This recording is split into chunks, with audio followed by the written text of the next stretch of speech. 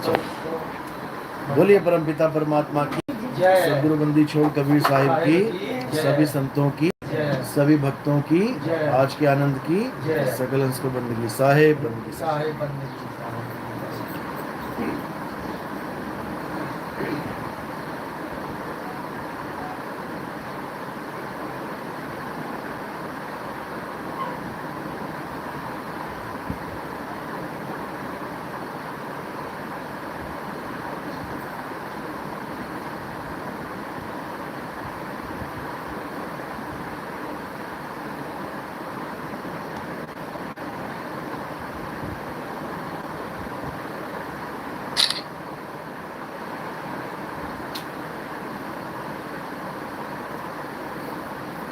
तो आज सहारनपुर में परमात्मा के मूल ज्ञान का प्रचार हो रहा है। नए भगत भी हैं, पुराने भी हैं। तो आज जो हम बात करेंगे जड़ और चेतन पे, क्योंकि पारक सिद्धांत के भी भगत जी आए हुए हैं। तो ऐसा होता है कि जो ज्ञान चर्चा होती है, जो ज्ञान आदान प्रदान होता है, उसका कोई निष्कर्ष निकले तो वो सत्संग सफल हो जाता है। वरना सत्संग तो चलते ही रहते हैं, हजारों लोगों के सुने, हजारों लोगों के सुन के बुला दिए। तो कबीर साहब का सिद्धांत क्या है, मूल सिद्धांत क्या है, बाकी कबीरपंथी क्या कर रहे हैं, क्या समझा रहे हैं, इस पे हमने विचार करना पड़ेगा। इस दुनिया में दो ही प्रकार के तत्व हैं। गीता में भी यही बोला गया है कि हे अर्जुन, इस दुनिया में दो प्रकार के तत्व हैं, एक है सत्य और एक है असत्य। सत्य क्या है? सत्य वो है जो अविनाशी है, जिसका कभी नाश नहीं होता। सत्य वो है जिसको कोई बंधन में नहीं डाल सकता। सत्य वो है जिसका आदि और अंत ना हो। और असत्य क्या है? जो बदल जाए, जिसका नाश हो जाए, जिसका जन्म और मरण हो जाए, वो असत्य कहलाता है। तो इस दुनिया में दो ही तत्व हैं, सत्य और असत्य। आत्मा सत्य है और प्रकृति जड़ है, नाशवान है, असत्य है, जिसमें ये काया भी आ जाती है, ये पांच तत्व भी आ जाते हैं। ये पांच तत्व अविनाशी नहीं है, इनका भी नाश होता है, इनका भी बदलाव होता है। जब अंत आता है, प्रकृति का महाप्रलय आता है, तो धरती को पानी, पानी को अग्नि, अग्नि को वायु, वायु को आसमान, ये समेट लेता है अपने आप में। और जब सृष्टि करने का समय आता है तो ऐसे ही ये खुल भी जाता है, बिल्कुल छाते की तरह। जैसे छाता समेटा तो बिल्कुल बंद हो गया, और जब खोला तो पूरा खुल गया। इसी प्रकार ये शरीर बार बार बनते और बिगड़ते रहते हैं, लेकिन ये जीव, क्योंकि शरीर धारण करने के बाद ये जीव कहलाता है। बहुबंधन में बांधे एक बेचारा जीव। कौन सा बंधन लग गया इसको? सृष्टि का बंधन लग गया, शरीर का बंधन लग गया। अगर शरीर ना था जब, तब ये अपने आप में निर्बंध था। हंसा तू तो सबल था, हल्की तेरी चाल। ये सबल था, ये सबल दुर्बल कैसे हो गया? इसी सृष्टि की वजह से दुर्बल हो गया। इसने मिट्टी का चमड़ा, मिट्टी का शरीर ओढ़ लिया, अब अपने आप को आदमी और औरत मानने लगा, जबकि ये आदमी और औरत नहीं है। ये आदमी और औरत क्या है? ये इसका लिबास मात्र है। लिबास पहन के अपने आप को आदमी, औरत, लक्ष्य 84 में कुत्ता, बिल्ली, हाथी, घोड़ा मानने लग गया, शेर समझने लग गया अपने आप को, हिरण के पीछे भागने लग गया। यही होता आया है, यही होता रहेगा जब तक ये अपने मूल स्वरूप को नहीं जान लेता। मूल स्वरूप क्या है? आत्म सत्ता ही हमारा मूल स्वरूप है, जिसको कबीर साहब ने कहा है कि जीव हमारे अज्ञानता का नाम है। हम अपने आप को जीव कब कहते हैं? जब हम अज्ञानता में होते हैं, जब हम बंधन में होते हैं, और जब हम भक्ति करके कुछ प्राप्ति करते हैं, तब हम ब्रह्म अवस्था में आ जाते हैं। यानी कि हम लेवल में तो थोड़ा ऊपर हो गए, लेकिन मुक्त अवस्था में नहीं आए। ब्रह्म से जो ऊपर पार ब्रह्म अवस्था है, जो हमारा शुद्ध चैतन्य आत्म स्वरूप है, जीव और ब्रह्म स्वरूप नहीं। इन दोनों का कबीर साहब ने खंडन किया है। जीव का खंडन कैसे किया कि बहुबंधन में बांधे एक बेचारा जीव, केवल छूटे आपने जो न छुड़ाए पीव। अब ये पीव कौन है और जीव कौन है? एक ही दोहे में दोनों का खुलासा करेंगे।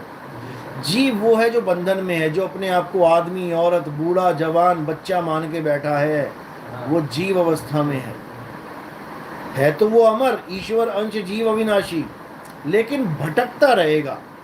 जीव सोई जो जुग जुग जीवे, उत्पत परलय माही। रहेगा तो वो हमेशा उत्पत परलय माही। उत्पत परलय का मतलब क्या है? यही है उत्पत परलय। ये शरीर की उत्पत्ति, शरीर का परलय। और शरीर में बैठा जीव अपने आप को भूल जाता है कि मैं कौन हूं। ये अपने आप को शरीर ही मानने लग जाता है। इसकी मान्यता शरीर की, देही की हो जाती है। अब जो अपने आप को शरीर मान रहा है वो 100% एक दिन मरेगा। क्योंकि जब अपने आप को काया ही मान ली तो काया तो खत्म होगी। अब अपने आप को अगर वो जीव भी मान ले, क्योंकि जीव का भी कोई रंग रूप रेख नहीं है, तब भी वो अपने आप को अमर बोल सकता है कि मैं अविनाशी हूं। लेकिन कोई भी जीव अपने आप को शरीर से अलग मान ही नहीं रहा है। अब जीव से ऊपर जो अवस्था बन जाती है वो ब्रह्म अवस्था होती है। ब्रह्म अवस्था किसकी होती है? जितने भी आपको 9 नाथ 84 सिद्ध जितने भी दिख रहे हैं, जो परमात्मा के नाम पे बैठे हुए हैं लेकिन मुक्ति को प्राप्त नहीं कर पा रहे हैं, वो कहाँ जा रहे हैं? वो सब बीच में अटक जाते हैं ब्रह्म अवस्था में। तो ब्रह्म के लिए जिन्होंने ब्रह्म अवस्था प्राप्त करी, उनको भी लताड़ा कबीर साहब ने क्या बोला? बोले ब्रह्म बड़ा की जहां से आया, वेद बड़ा की जिन निर्माया, ई मन बड़ा की जही मन माना, राम बड़ा की राम ही जाना, भ्रम भ्रम कबीरा फिरे उदास, तीरथ बड़ा या तीरथ का दास। ये ब्रह्म अवस्था भी वो अवस्था नहीं है जहां सृष्टि खत्म हो जाए। ये ब्रह्म के द्वारा ही सृष्टि का बैक लगता है, वापस सृष्टि में आता है जीव। सारे ऋषियों मुनियों ने क्या बोला? सारी भक्ति पूर्ण करने के बाद अहम ब्रह्मस्मि, मैं ही ब्रह्म हूं। यही अज्ञान था। मैं ब्रह्म नहीं हूं भाई, ब्रह्म मेरी नीचे की अवस्था है, मैं ब्रह्म से भी ऊपर हूं। लेकिन लोग नहीं जान पाए। जब कबीर साहब थे तब लोग ब्रह्म और वेद में ही फंसे पड़े थे, क्योंकि वेदों को ब्रह्म के द्वारा बनाया गया ग्रंथ, यानी भगवान के द्वारा बनाया हुआ ग्रंथ मानते थे। तो कबीर कई लाइन में वेद को भी और ब्रह्म को, दोनों को नकार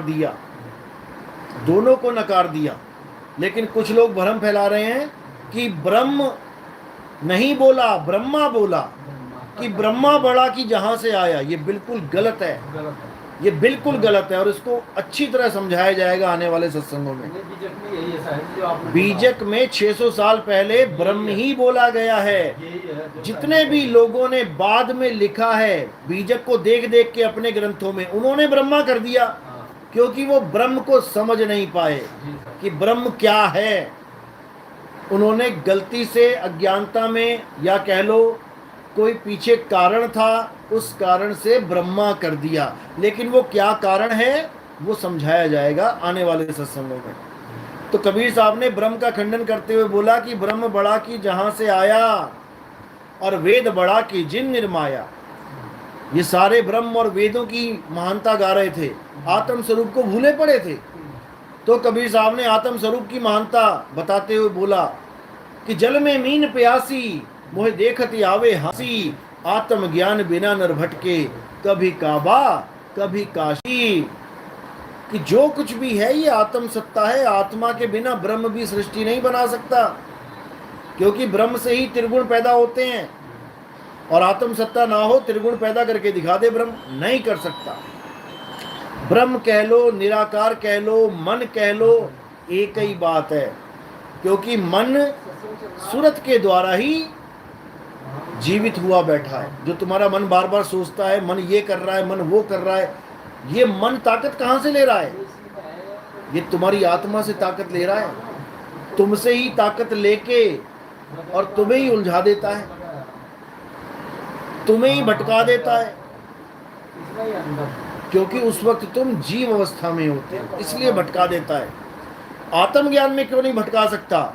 क्योंकि वहां पर तुम्हारी अवस्था ब्रह्म से भी ऊपर होती है। यानी तुम हाथी रूपी ब्रह्म के ऊपर अंकुश लेके बैठ जाते हो। हाथी के ऊपर जब अंकुश लेके तुम बैठ जाओगे तब तुम हाथी से भी बलवान हो जाओगे। तुम्हारे हाथ में स्टीयरिंग आ जाएगा, ये मन हाथी तुम्हारे कहने पे चलेगा। लेकिन जब तक तुम जीव रहते हो ये मन तुम्हें घुमा घुमा के मारेगा। इसी को कबीर साहब ने बार बार समझाया कि दोनों अवस्थाओं, तीनों अवस्थाओं को जान लो। जीव अवस्था, शिव अवस्था और पीव अवस्था, इन तीनों का ज्ञान जब तक तुम्हें नहीं होगा तुम्हारा कुछ होने वाला नहीं। साहिब कहते जीव शिव सब प्रगटे, वह ठाकुर वैदास, कबीर और जाने नहीं, एक राम नाम की आस। एक ही दोहे में तीनों अवस्थाओं का ज्ञान बता दिया उन्होंने। जीव शिव सब प्रगटे, पैदा नहीं हुए, ना कभी जीव पैदा होता है ना कभी ब्रह्म पैदा होता है। ये अवस्थाओं के नाम हैं, अज्ञानता का नाम है ये जीव और शिव। कहते जीव शिव सब प्रगटे, वह ठाकुर वह दास। शिव अवस्था वाले तो ठाकुर बन के बैठ गए और जीव वाले उनके दास बने बैठे हैं। यानी ब्रह्म और जीव दोनों का रिश्ता बता दिया। यानी जीव बना बैठा हुआ ब्रह्म की पूजा कर रहा है, शिव की पूजा चल रही है जीव के द्वारा। लेकिन कबीर साहब दोनों का खंडन करते हैं। कबीर और जाने नहीं, कबीर इनमें से किसी को नहीं जानता। एक राम नाम किया, सब ये राम नाम कौन है, ये राम नाम क्या है? इसको पढ़ पढ़ के लोग सोचते हैं कि भगवान राम के पुजारी हैं कबीर साहब, कि दशरथ पुत्र राम जी के पुजारी हैं कबीर साहब। ऐसा बिल्कुल नहीं है। कबीर साहब क्या कहते हैं? एक राम दशरथ का बेटा, एक राम घट घट में बैठा, एक राम का सगल पसारा, और एक राम तीनों से न्यारा। अब इस दोहे को सुना के भी मूर्ख बनाने वाले बैठे हैं कई, कहते हैं चारों राम एक ही हैं, चारों राम एक ही हैं। अब उनको कोई ये पूछे कि एक राम तीनों से न्यारा, न्यारे का क्या मतलब होता है? न्यारे का क्या ये मतलब होता है कि चारों एक ही हो जाएंगे? तीन अलग हैं और तीनों से न्यारा चौथा राम अलग है, लेकिन लोग नहीं समझ पाते। इसीलिए कबीर साहब ने बार बार लताड़ा, लोगों को समझाया, डांटा भी, फटकारा भी, लेकिन लोग नहीं समझ पाए। जिस पर मालिक की मुहर लगी होती है केवल वही जान पाता है कि गुरु कह क्या रहा है, नहीं तो ये सिर के ऊपर से जाता है ज्ञान। तो साहिब कह रहे एक राम दशरथ का बेटा, कौन सा है वो राम?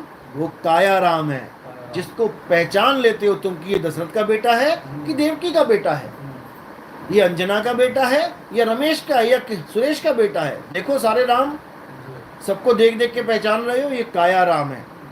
एक राम दशरथ का बेटा, एक राम घट घट में बैठा, जो सब घटों में विराजमान है। वो कौन है? जो सब घटों को चला रहा है। वो कौन है? जो सब घटों में बैठ के सब में रमा हुआ है। कौन है वो? जीव राम। आपका शरीर, आपके शरीर में आपका जीव, आपके शरीर में आपका जीव, सबके शरीरों में सबके जीव बैठे हुए हैं। बिल्कुल। एक राम दशरथ का बेटा, एक राम घट घट में बैठा, एक राम का सगल पसारा। अब ये कौन है जिसका सगल पसारा? ये पसारा है क्या? ये जो पसारा तुम्हें आंखों से दिख रहा है यही पसारा है। ये ब्रह्म राम कह लो, मन राम कह लो।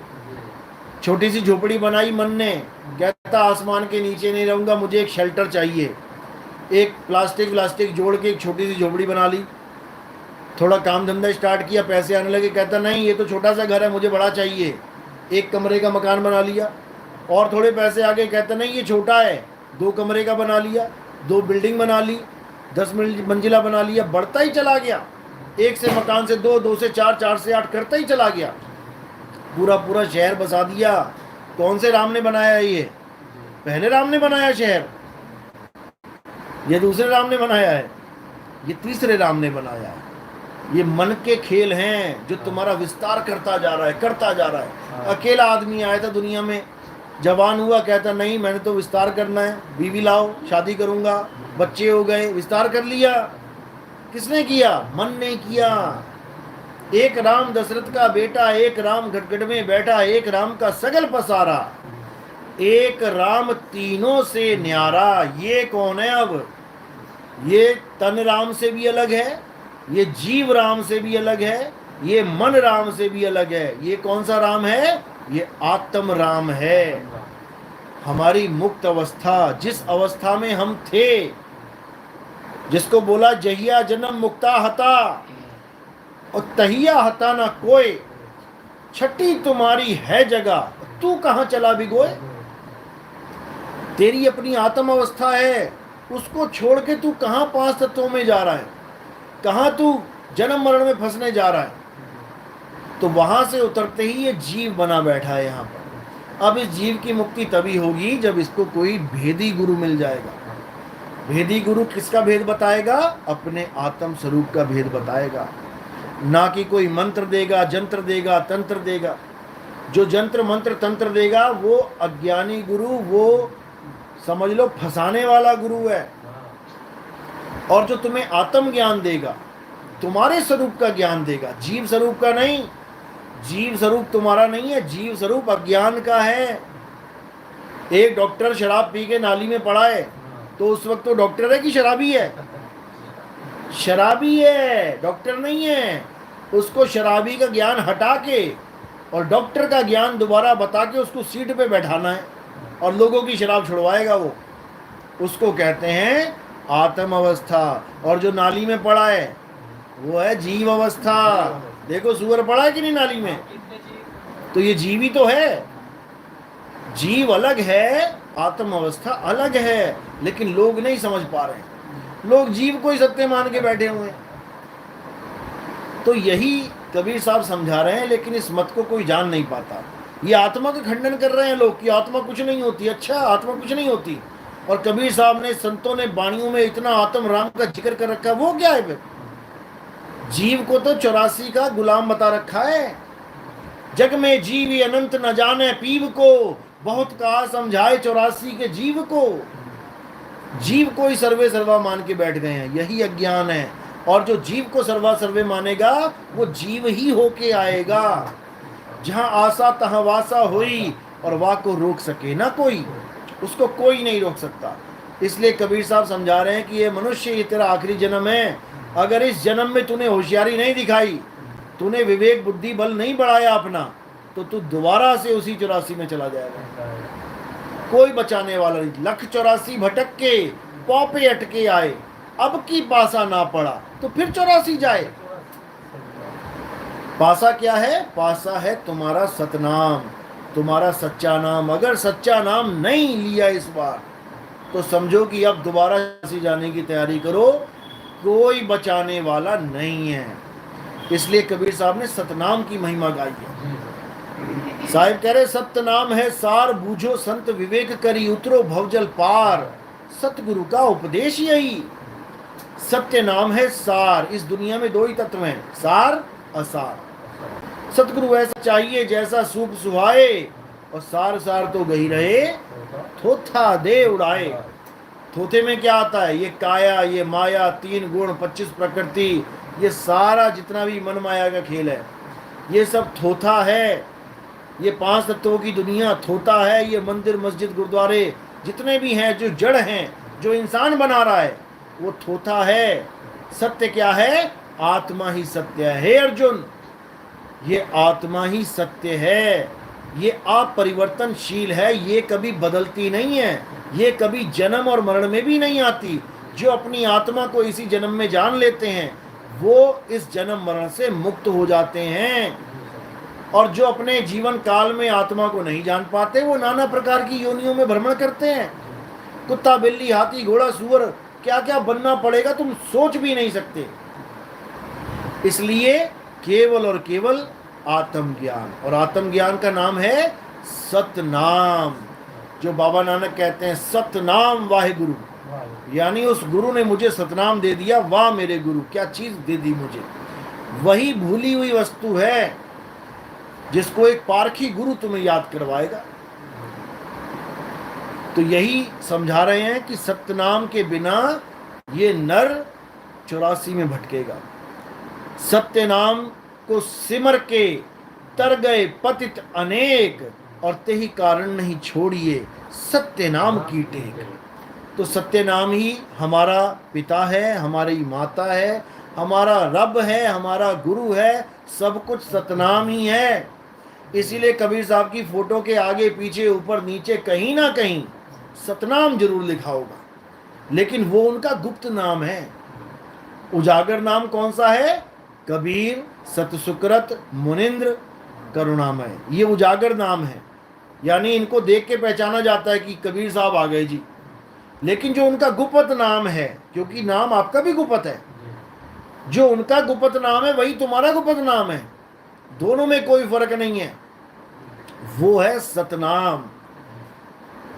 राम जी का शरीर देख के उसका नाम रखा कि राम है, लेकिन उनका भी नाम सतनाम है, इसलिए बोला जाता है राम नाम सत्य है। जो राम का असली नाम वो राम नहीं है, वो तो 52 अक्षर है, वो तो अक्षर बनने के बाद रखा गया। रा और मां, जब ये अक्षर नहीं बने थे, का खा गा गा नहीं बना था, आ ई नहीं बना था, या रा ला वा शा नहीं बना था, तो राम का रा कहां से आता? पा फा बा भा मां वाली लाइन ना थी तो मां कहां से आता? बचपन में यही पढ़ाया जाता है, ये 52 अक्षरों का ज्ञान दिया जाता है, उसके बाद वहां से सारे नाम लिए जाते हैं। हाँ, तो राम का नाम भी तब बना है जब 52 अक्षर कंप्लीट हो गए। वाहे गुरु तब बना है जब 52 अक्षर कंप्लीट हो गए। कबीर नाम तब बना है जब 52 अक्षर कंप्लीट हो गए। इन्हीं 52 के द्वारा सारे अक्षर बन रहे हैं। लेकिन अगर राम का नाम ना रखा जाता तो उनका नाम क्या था? उनका नाम सत्य था। आपके घर में बच्चा पैदा होता है, जब तक आप उसका नाम नहीं रखते हो तब तक उसका नाम सत्य होता है। वो सत्य आ गया तुम्हारे घर में, क्यों? शरीर रूपी असत्य को धारण करके कौन आया है? सत्य ही है, क्योंकि आत्मा और शरीर, सत्य और असत्य दो ही चीजें हैं। जब तक तुमने कोई नाम नहीं रखा तो वो आत्म रूपी सत्य है, और जैसे ही तुमने कोई नाम रख दिया उसका, अब सत्य हो गया गुपत, और नाम आ गए राधे, कृष्ण, मुरारी, राम, हनुमान, शंकर जी, कबीर साहब, नानक जी, भीखा, भूखा, पता नहीं क्या क्या नाम रख दो उसके बाद। तो इसी को कबीर साहब समझा रहे हैं, इसी को नानक साहब ने समझाया कि शुक्र है मुझे वो गुरु मिल गया जिसने मुझे मेरा नाम दे दिया। एक तो मुझे मेरा नाम दिया माँ बाप ने, उन्होंने क्या नाम रख दिया? नानक। और गुरु ने मुझे क्या नाम दिया? गुरु ने मुझे मेरा सतनाम दे दिया। कहे नानक ये तेरी वड्याई, कोई नाम न जाने मेरा। ये तो तेरी वड्याई है परमात्मा, क्योंकि तू सबका नाम जानता है, तू सबका नाम जानता है, लेकिन लोग नकली नाम देके हमारा सतनाम हमें भुलवा देते हैं, और हम सारी उम्र एक नाम रट लेते हैं। बेटा तुम्हें कोई पूछेगा तुम्हारा क्या नाम है तो बोलना सुधीर। रटना पड़ता है, बच्चे को रटाया जाता है। What is your name? Sudhir. What is your name? Sudhir. What is your father name? Krishnakant. रट रहा है वो बच्चा। अब जो रटा है वही बोलेगा सारी उम्र। अब जो उसका असली नाम है उसको वो कभी जान ही नहीं पाता। इसलिए बुल्ले शाह कह रहे हैं, बुल्ला की जाना मैं कौन। मैं कभी नहीं जान पाता कि मैं कौन हूं। मैं तो अपने आप को बुल्ला मान के बैठ गया, जबकि बुल्ला तो दुनिया वालों ने मुझे नाम दिया है। जो मेरा असली नाम है वो सत्य है, इसी को समझना है। तो सतनाम क्या है? सत्य नाम कोई नाम नहीं, ये है आपन रूप, और जो जाने इस भेद को पावे आप स्वरूप। वो अपने स्वरूप को प्राप्त कर लेता है। और हमारा स्वरूप क्या है? हमारा स्वरूप ये तन मन बुद्धि माया नहीं है। हमारा स्वरूप है शब्द, जिस शब्द का गुरु दान देता है। शब्द हमारा, तू शब्द का, सुन मत जा सरक, और जो चाहे निज रूप को, तो शब्द ही ले परख। कौन से शब्द को परखूं? जो गुरु मुझे देता है। कहीं गुरु मुझे मंत्र तो नहीं दे रहा, 52 अक्षरी नाम तो नहीं दे रहा, कहीं गुरु मुझे कोई क्रिया तो नहीं करवा रहा कि रात में 12 बजे जाके चौक पे ये करो वो करो वो करो। ये तंत्र विद्या है। कई गुरु ऐसे भी बैठे हुए हैं। कहीं गुरु मुझे नदियों में तो डुबकियां नहीं लगवा रहा, कहीं गुरु मुझे किसी पर्वत के चक्कर तो नहीं लगवा रहा, 84 कोस यात्राएं तो नहीं करवा रहा, कहीं कोई गुरु मुझे तीर्थ में तो नहीं माथा टिकवा रहा, कोई मुझे फोटो कैलेंडर अष्ट धातु की मूर्तियां सोना चांदी पीतल की मूर्तियां तो नहीं पुजवा रहा। ये सब अज्ञानी गुरु हैं। असली गुरु तुम्हें इन चीजों से छुड़ाता है। और किससे जोड़ता है? अपने सत्य स्वरूप से। तो कहते सोई गुरु पूरा कहावे, जो दो अक्षर का भेद बतावे, एक छुड़ावे एक लखावे, तब प्राणी निज घर को जावे। यानी असली नाम बता दे और झूठे नाम छुड़वा दे, तब प्राणी निज घर को जावे। तब हम अपने असली घर, अपने मालिक के घर पहुंच पाएंगे, अपने सत्य स्वरूप को जान पाएंगे। नहीं तो ऐसे ही 184 में धक्के खाने पड़ेंगे। तो यही बार बार संतों ने समझाया कि 184 जून सबाई, पर मानस को प्रभ दी वडे आई, इस पौड़ी ते जो नर चूके, आए जाए दुख पाए। ये इंसान चोला ऐसी मत समझ लेना कि ऐसे ही मिल गया मजे करने के लिए। ये बहुत बहुत मुश्किल से मिलता है। इस देही को सिमरै देव, सो देही कर हर की सेव। हर की सेव, हर क्या होता है? हर का मतलब होता है जो तुम्हारे शरीर को हरा भरा रखता है, जिसकी वजह से ये पेड़ पौधे हरे हैं। जैसे ही वो साथ छोड़ देता है शरीर का, ये सूख जाते हैं, सड़ जाते हैं, गल जाते हैं।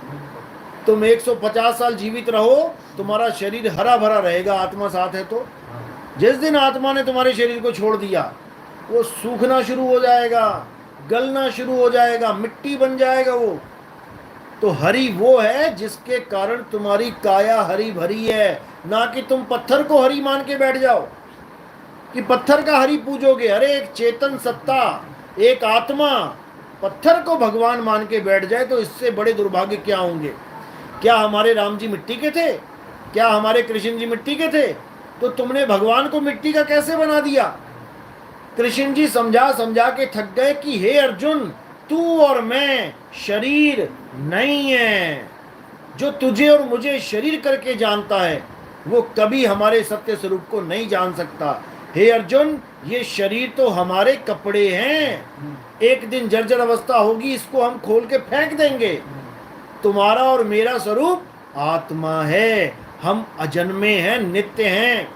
ऐसा कोई समय नहीं था जब ये राजा महाराजा तुम और मैं नहीं थे, और ऐसा कोई समय नहीं आएगा जब ये राजा महाराजा तुम और मैं नहीं होंगे। अब बताओ, ये है हमारा स्वरूप, ये है कृष्ण जी का स्वरूप। लेकिन इन लोगों ने पत्थर पुजवा पुजवा के लोगों का जीवन बर्बाद कर दिया। तो कबीर साहब कहते हैं, पाथर पूजे हरि मिले, और तो मैं पूजूं पहाड़, और वासे ये चाकी भली, जो पीस खाए संसार। अगर पत्थर कोई भगवान मानना है तो उस चक्की को मानो जिसके कारण तुम्हारे बच्चों के मुंह में रोटी जा रही है, नहीं तो बकरी की तरह तुम दाने चबाओगे क्या? अगर पत्थर कोई भगवान मानना है तो चक्की सबसे बड़ा भगवान है, जिसकी वजह से तुम टाइम पे ऑफिस जा रहे हो खाना पीना खा के। तो सबसे बड़ा वही पत्थर है। लेकिन लोग नहीं समझ पा रहे हैं, असली चीज को धुतकार देते हैं और नकली को पकड़ लेते हैं। चाहिए उन्हें घी, लेकिन दूध को नाली में फेंक देते हैं, कहते हैं ये घी नहीं है, हमें तो घी चाहिए। अरे मेरे भाई, उसी में घी छुपा है, उसी दूध में घी छुपा है जिसको तुम छोड़ रहे हो। यानी आत्मा को तो जान नहीं रहे हो, जिसमें परमात्मा का वास है, और पत्थर को पकड़ के बैठे हो। तो साहिब कह रहे, ज्यों तिलमाही तेल है और ज्यों चटक में आग, तेरा साईं तुझ में है, जाग सके तो जाग। अब मेरा साईं मुझ में है, ये सुनने के बाद लोग क्या सोचते हैं कि मेरे शरीर में है, क्योंकि अपने आप को ये शरीर मान बैठे हैं। शरीर को ही अपना स्वरूप मान बैठे, तो कह रहे हैं शरीर में है परमात्मा। शरीर में परमात्मा नहीं है। अगर शरीर में परमात्मा होता तो ये शरीर कभी मृत होता ही नहीं। वाणियों में कई जगह लिखा होता है कि प्रभु बसे हृदय माही, तो लोग हृदय को मानने लग जाते हैं कि यहाँ बैठा है हृदय में। अगर परमात्मा हृदय में बैठा होता तो इसमें कभी हार्ट अटैक आता ही ना, कभी इसकी मृत्यु होती ही ना। लोग नहीं समझ पा रहे हैं कि वो शरीर से न्यारा है, अजूनी सैभंग, यानी जो कभी जून में, कभी शरीरों में आया ही नहीं। शरीरों में कौन आती है? सुरता, सुरत आती है शरीर में। जैसे कांच के सामने जो कुत्ता खड़ा है वो कभी कांच में गया ही नहीं। कांच में कौन गया? उसकी सुरता। और कांच में जो दूसरा कुत्ता दिख रहा है वो क्या है? उसी का प्रतिबिंब। वो कांच में नहीं घुस गया जाके।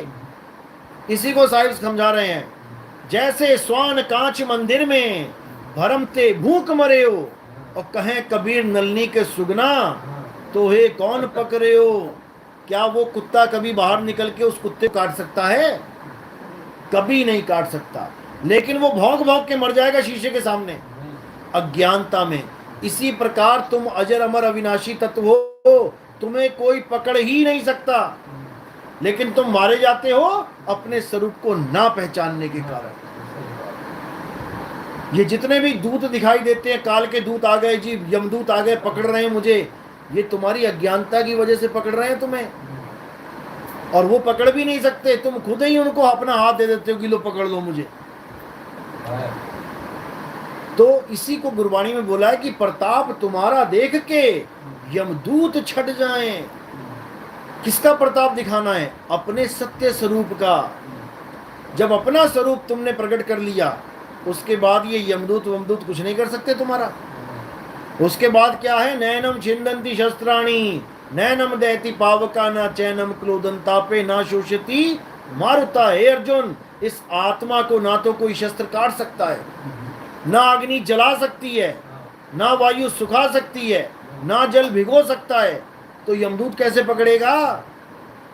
कोई ये नहीं बता रहा। सब पत्थर पूजवाने में लगे हैं कि पत्थर पूज ले भाई, तेरी मुक्ति हो जाएगी, तुझे यमदूतों से बचा लिया जाएगा।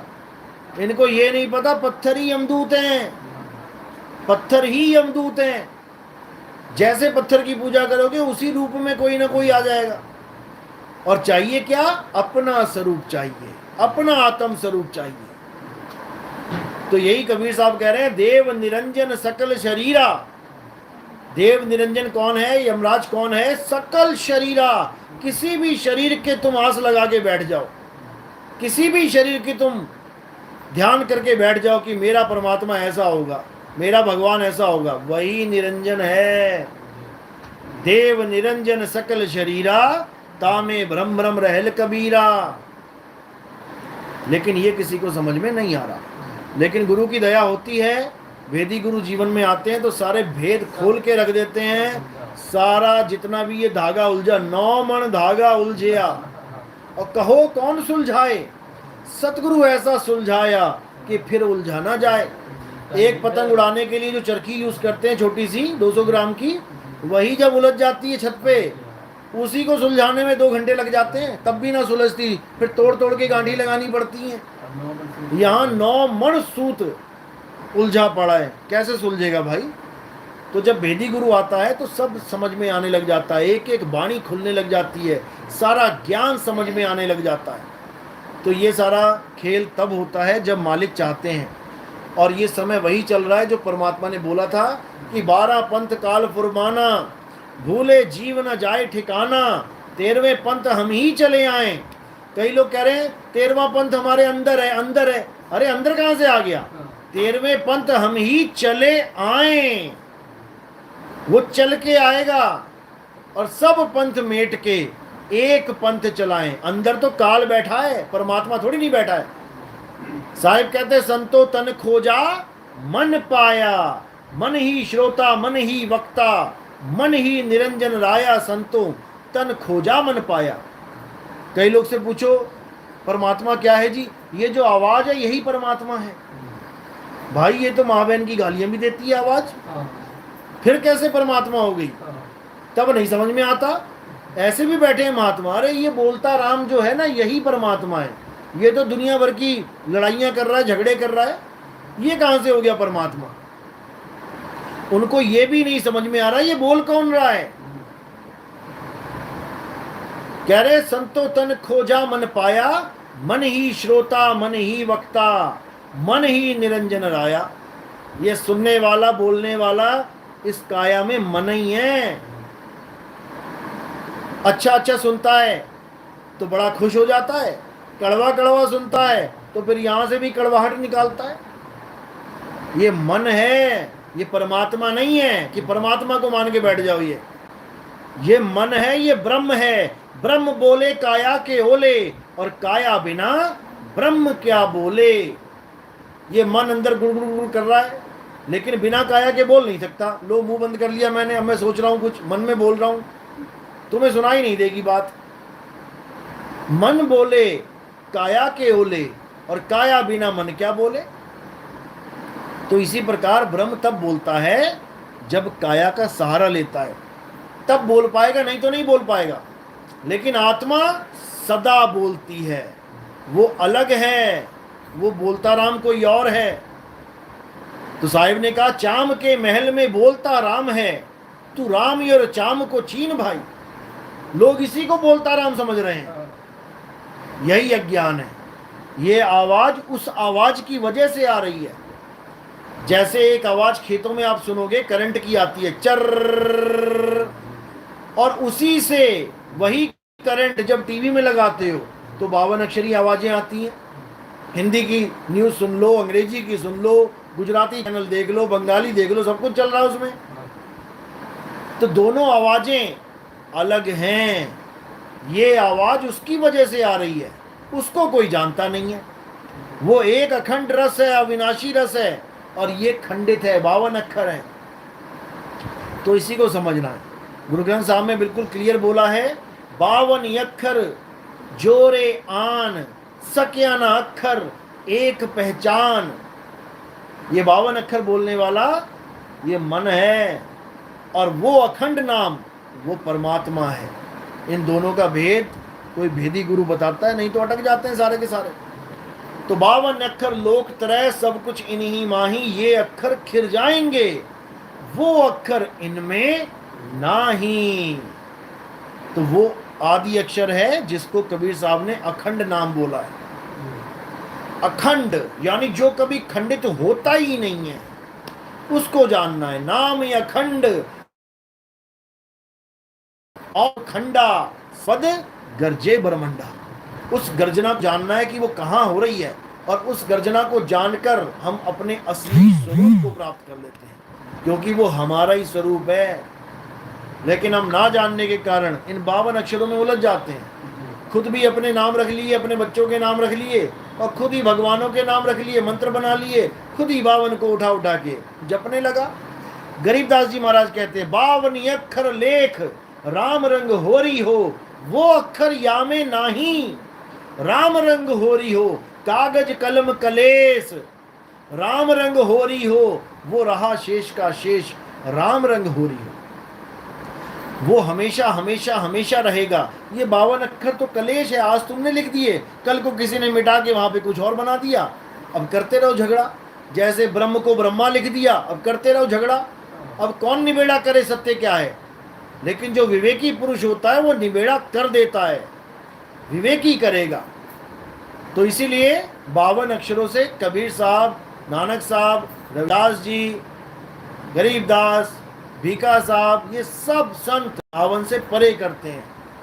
कबीर साहब कहते हैं, 52 के जंजाल में फंस गया ये संसार, सिमरन 52 का करे कैसे लागे पार।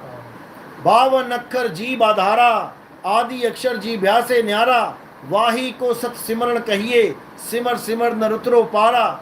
जो नर पड़े 52 के फेरा, सो नर जानो काल के चेरा। जब 52 का टूटे डोरा, सहजे छूटे काल झकोरा। फिर नहीं आए फिर नहीं जाए, सार शब्द में रहे समाये।